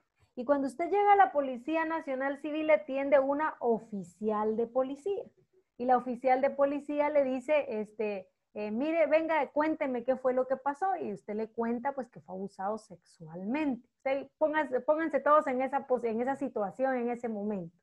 Le toman su denuncia y le dicen, mire, usted lo tiene que examinar un forense. Muy bien, le dan su orden, le toma al Ministerio Público su declaración y lo atiende pues una auxiliar fiscal, y la auxiliar fiscal pues le pide los detalles, lo trasladan al INASIF, allá en el INASIF la médico forense lo examina también, otra señora, le vuelve a preguntar lo que le pasó, usted le tiene que detallar todo con lujo de detalles lo que pasó, luego lo desviste, le examina absolutamente todo lo que le tenga que examinar y le dice, mire, para que usted, pues, necesitamos que lo oiga la psicóloga de una vez y así aprovechamos su presencia aquí y pues nuevamente usted tiene que dar toda esa declaración, le cuenta lo que pasó, luego le dice, mire, lo vamos a referir al Instituto de la Víctima y ahí le asignan a una licenciada y usted le tiene que volver a contar todo lo que pasó, etcétera, etcétera. ¿Cómo se siente Rafael con este poquito que solo se está imaginando? ¿Cómo se sentiría? A ver, ¿me quiere contar cómo se sentiría? Solo si enciende su micrófono. Buenas tardes. Hola. Sí, bueno, solo de hacer el imaginario de este evento, pues totalmente abrumado, totalmente destruido por todo lo que ya hemos platicado por acá, por los estigmas, por, eh, vaya, pues de que o la sociedad normaliza que una agresión sexual o un asalto sexual, pues normalmente es de un hombre hacia una mujer. Entonces, cuando se toma en consideración que el asalto sexual es de un hombre hacia otro hombre, pues entran en juego esos estereotipos sociales aún peor, ¿verdad? Porque ya van a decir, póngale en su caso que de producto de esa violación sexual, pues el inclinamiento sexual de la víctima, en este caso de mi Ya le persona. gustó, ¿verdad? Porque hasta hacen bromas groseras con eso. Exacto. Entonces, poniéndome en el caso de como víctima, ¿verdad? Si es un camino totalmente arduo, espinoso, Y un encima le van a calvario. decir, mire, Rafa, usted va a ir al instituto de la víctima y ahí le van a decir, fíjese que el licenciado que lo iba a atender hoy no va, hoy no vino usted. Sí, como decía, Imagínense, ¿verdad? para el creyente adhesivo muchas veces se piensa, ¿verdad? Que es objeto auxiliar o una silla más dentro de un tribunal o dentro de un proceso. Como lo hemos podido ver y como la experiencia nos ha indicado, pues no, es una persona totalmente importante que tiene derechos dentro del proceso penal, pero ante la pregunta que usted me hacía, pues sí, uno como víctima piensa dos veces antes de interponer la denuncia por todo lo que ya se ha platicado, ¿verdad? Por todo lo que implica, desde el qué dirán, desde los estigmas sociales, dentro de la separación social, dentro del tiempo que me va a conllevar a mí.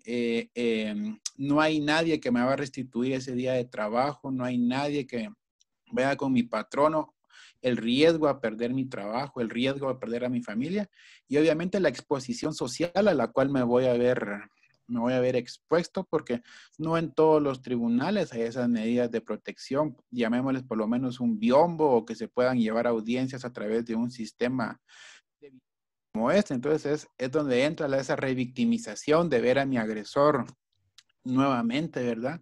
Y ese sentimiento de cólera, de culpa, de miedo que yo pueda experimentar en su momento. Entonces sí es muy difícil ese papel de creyente adhesivo y es también muy importante, tienen que convencer, ¿verdad?, de que poner ese andamiaje jurídico que es largo, que es tortuoso, porque no estamos hablando que un proceso penal se va a llevar 2 o 3 meses hasta la consecución de una sentencia, sino que muchas veces estamos hablando de 1 o 2 años, dependiendo de la mora judicial que haya, y estamos hablando también de los problemas en tiempos que existe en INASIF, en el organismo judicial, en Ministerio Público. Entonces, todo lo que usted nos ha comentado esta tarde, pues es cierto, ¿verdad? Todos esos obstáculos que tiene la víctima para poder denunciar y 2, para seguir con el proceso hasta la consecución de un resultado o de una sentencia condenatoria. Muy bien. Como víctima sí me vería yo totalmente desamparado, desconsolador, un camino muy difícil, muy tortuoso para poder llevarlo. De ir, ¿verdad? Usted ni ganas de ir, Dan. Y es lo que pasa muchas veces, Claro. y es lo que usted mencionaba con la cifra negra, ¿verdad? Después de que cuando uno como abogado le comenta a las personas, porque hay que hacerlo en una forma real para no crear falsas expectativas. Muchas personas piensan de que solo se interpone la denuncia y ahí se acaba el proceso penal. Cuando uno les comenta más o menos cómo es el proceso penal, cuáles son los pasos a seguir, qué es lo que viene, es ahí donde muchas veces las personas ya flaquean un poco y ya no quieren seguir. Es ahí donde tenemos o se tiene que inyectar ese optimismo, ser esa empatía, ponernos en el lugar de ellos, decirles que todo va a salir bien, que el trabajo que se está haciendo, pues es para esa consecución de esa restauración del proyecto de vida, ¿verdad? Claro. Y Muchas algo veces, bien importante porque a veces se tiene mucha gana o mucho entusiasmo, pero no se cuida el aspecto jurídico y puede venir a desencadenar en una fatalidad para la víctima, ¿verdad? Porque no se logró probar el hecho delictivo. El camino, como lo dice Rafa, el camino de la víctima es cuesta arriba, ¿verdad? Solo con imaginarme yo todo lo que tendría que pasar, lo pensaría 2 y hasta 3 veces antes de hacer la denuncia. Sí, Así es, sí, ¿verdad? y póngale que yo le estoy hablando en mi persona. Ahora pongámonos en los zapatos de un niño de 12 años, en una chica de 15 años. Yo creo que entenderíamos entonces muchas veces a la víctima y es donde tenemos que redoblar esfuerzos para poder conseguir objetivo, ¿verdad? Para intentar reconstruir ese proyecto de vida que fue quebrantado. Eso es lo que yo le podía compartir, licenciada. Muchas gracias. Muchas gracias a usted, Rafa. Vi una manita levantada, pero ya la bajaron. ¿Quién quiere participar? Sí, licenciada, buenas tardes. Hola, Gabriela, buenas tardes. Licenciada, únicamente hacer un comentario en cuanto a la revictimización secundaria y a la forma en que van a colaborar las instituciones. Por ejemplo, cuando usted daba el ejemplo de acá el colega, y estamos hablando de que en primera instancia uno llega a colocar una denuncia, vamos a verlo así de forma fría y diremos que la denuncia se coloque en la policía, en una estación, una comisaría, Policía Nacional Civil, y luego de ahí lo remitan al Ministerio Público, y puede ser que de ahí remitan al Instituto de la Víctima o viceversa. Pues estamos hablando de que tendrá que haber una colaboración institucional en cuanto a si hay especialistas en el Instituto de la Víctima que van a atender este tipo de casos. Estamos hablando que tanto van a haber psicólogos en el instituto como en el Ministerio Público, a manera de pues no exponer a la víctima a esa secuencia de estar exactamente explicando o haciendo una narración siempre del mismo hecho. Pues creo que más es un comentario, pero hay también una duda de cómo se irá a manejar o cuál será el protocolo a seguir, toda vez que se nos está instruyendo que en dado momento puede ser que la oficina del Instituto de la Víctima funcione en algún momento dentro de las instalaciones del Ministerio Público. Creo que tendrá que haber una coordinación en ese sentido, efectivamente, para evitar esta revictimización. Claro, eso es importante, la coordinación interinstitucional. Acuérdense que ustedes, el Ministerio Público y ustedes tienen que trabajar conjuntamente. Y algo bien importante es que aprovecho dentro de la experiencia que he tenido como jueza, que el papel del querellante no se debe de circunscribir a adherirse o allanarse a todo lo que hace el Ministerio Público, porque lo único que hace es convalidar una serie de errores, ¿verdad? El papel del querellante tiene que ser un papel activo, en donde esté proponiendo, en donde esté señalando cuando haya defectos, cuando existan. A veces hay aspectos tan relevantes dentro de los hechos de acusación que es increíble que a pesar de que exista un querellante no han sido corregidos. Entonces, el papel que ustedes realicen tiene que ser muy importante para que coadyuve con esa investigación de una manera eficaz, ¿verdad? Muchísimas gracias. Pues básicamente a eso se refiere la victimización secundaria, ¿verdad? A esa respuesta que el sistema legal da a las expectativas de la víctima, a todos esos sufrimientos que hay estudios que han determinado que ese sufrimiento de la víctima es mayor. Imagínense, qué lamentable, que es mayor la victimización secundaria que la victimización primaria que sufrió con el ataque que se realizó en su contra. De tal cuenta que la experiencia que está teniendo con el sistema de justicia resulta peor la cura que la enfermedad. Imagínense ese severo impacto que provocan las víctimas y el desgaste para ellas porque no se le da un debido tratamiento dentro del sistema de justicia. Eso de verdad es muy triste, es muy penoso. Yo siempre les digo a las personas con las que trabajo en el tribunal, sobre todo a quien está en unidad de atención al público, por favor, su atención, su trato.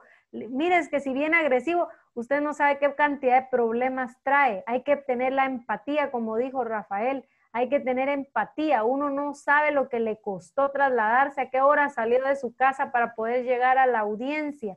Uno no sabe si ya comió, uno no sabe si tuvo que dejar recomendados a sus hijos. Hay tantas cosas que uno no conoce y que eso viene a abonar en la forma en que la víctima a veces llega, en la desconfianza que tiene. Ya el agresor probablemente le ha lavado el cerebro, que nadie le va a creer, que no le van a hacer justicia, etcétera, y que encima se encuentre con actitudes nuestras que no sean de empatía, de trato amable, de generar confianza. Obviamente, pues la víctima va a sufrir más gravemente esto, ¿verdad? Y es lo que dice la diapositiva, ¿verdad? Cuando la víctima sufre un severo impacto psicológico que se viene a añadir al daño que ha sufrido por el delito. De tal cuenta, entonces, que la víctima psicológicamente muchas veces resulta más impactada por la victimización secundaria. A veces solamente busca un poco de compasión, que alguien le dé la razón, que alguien la consuele por lo que ocurrió, y lejos de eso se le empiezan a hacer preguntas inapropiadas. La forma en que se aborde el tema con ella tiene que ser muy adecuado, y para eso están ustedes capacitándose, ¿verdad? Dentro de la victimización secundaria también nosotros podemos incluir a aquellos terceros que no han sido víctimas directas del hecho, pero que se han encontrado en ese hecho en su condición de testigos. Y resulta también que los pobres testigos, como los menores o aquellos vecinos, etcétera, vienen a sufrir o a darse cuenta también que esas actividades que se están realizando en contra de determinada víctima, pues les va a causar a ellos alguna clase de conflicto, porque ya van a ser citados para declarar, van a perder su día de trabajo y pues obviamente ellos también se convierten en víctimas del sistema, ¿verdad? Todo eso hay que entenderlo, hay que comprenderlo, hay que tener esa sabiduría para poder ponerse en el lugar de ellos. Y la tercera forma de victimización, vimos la primaria, la secundaria y ahora la terciaria, se refiere a la victimización en donde el delincuente o acusado, después de haber sido el victimario, se convierte en víctima por el sistema, la forma en que cumple su sanción. A nadie escapa que nuestras cárceles en América Latina son precisamente, lejos de una función rehabilitadora, vienen a constituir una universidad del crimen, ¿verdad? Y entonces cuando se está ejecutando la sentencia, el victimario se convierte en víctima del propio sistema legal. Todo el proceso, el calvario que el victimario pasa para ser juzgado, también lo convierte a él en víctima. Pero aquí nosotros, en sentido extensivo, encontramos aquellas situaciones patológicas del funcionamiento del sistema legal en distintos puntos organizativos. Cómo están las normas, cómo está la policía, cómo está el aparato jurisdiccional, los errores judiciales, la prisión injustificada, etcétera, ¿verdad? Derivado de esto, nosotros encontramos que es cómo está organizado el sistema de justicia y que, por supuesto, se clasifican en momentos legislativos, judiciales, de investigación y penitenciario. Pero también se ha incluido acá, dentro de la victimización terciaria, a la forma en que la víctima es vista o es recibida o es estigmatizada dentro de su núcleo social, familiar, dentro de su comunidad, ¿verdad? Les decía, cuando ya identifican, ahí va la violada, ahí va la abusada, eso crea en la víctima también un impacto psicológico, una sensación de ser siempre víctima, y la forma en que se maneje familiar y comunalmente la comisión del delito, ese grupo de apoyo que llaman los psicólogos, ese grupo de apoyo para la restauración de la salud psíquica de la víctima es fundamental, porque por eso unas víctimas se recuperan y manejan mejor las consecuencias del delito en relación a otras, porque su núcleo de apoyo pues es más fuerte y mejor reforzado que el de aquella, y por eso esta tiene más posibilidades de recuperarse que la otra. Difícilmente una víctima vuelve a la misma situación en que se encontraba antes de comisión del delito. Esa es una de las aspiraciones que señala el Código Procesal Penal, pero es bien difícil. Una vez víctima de un hecho delictivo, nunca las cosas vuelven a ser igual, porque las personas siempre van a tener alguna clase de respuesta dentro de su organismo, dentro de su ámbito, etcétera. De tal cuenta que a lo más que podemos aspirar es a minimizar los efectos del hecho delictivo. Ivana tiene la palabra. Muy buenas tardes, licenciada. Solo con un comentario. Yo tuve el conocimiento de unas hermanitas, ¿verdad? La hermana mayor fue víctima de abuso sexual y estaba teniendo el trato necesario por medio de las instituciones, ¿verdad? Tanto psicológico como la asistencia médica y a la madre. Pero la hermana menor miraba en este caso que únicamente se atendía a su hermana mayor, ¿verdad? Entonces, ella se salió un día de su casa y buscó que alguien le hiciera lo mismo que su hermanita para que ella pudiera también tener esa atención. Entonces, en este caso, creo que la atención no solo va para la víctima, ¿verdad? O la madre o los familiares, sino que también enfocarnos en las personas que están rodeando a la víctima, ¿verdad? Claro. Acuérdense que cuando ustedes definan desde el punto de vista legal quiénes son víctimas, víctima no solo es la víctima directa, sino también la víctima indirecta. Y cualquier medida victimológica en favor debe decretarse también a favor del núcleo familiar, porque yo no puedo fortalecer a la víctima si su núcleo familiar no sabe cómo manejar el delito que se cometió en su contra. Entonces ese apoyo es fundamental.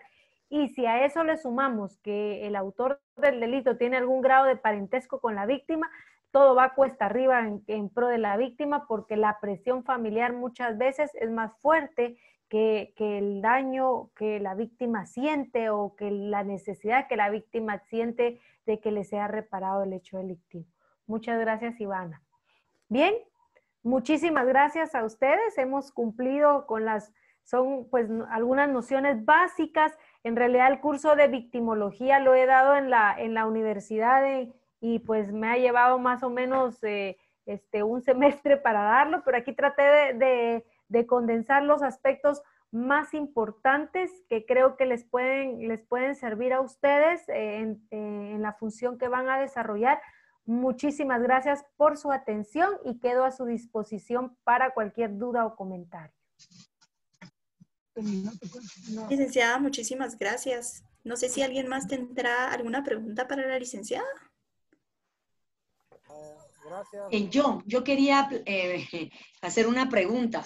La licenciada, cuando hablábamos de la revictimización, declaran ante la policía, declaran ante el Ministerio Público, presentan las denuncias y todo, y no hacen nada, engavetan la denuncia.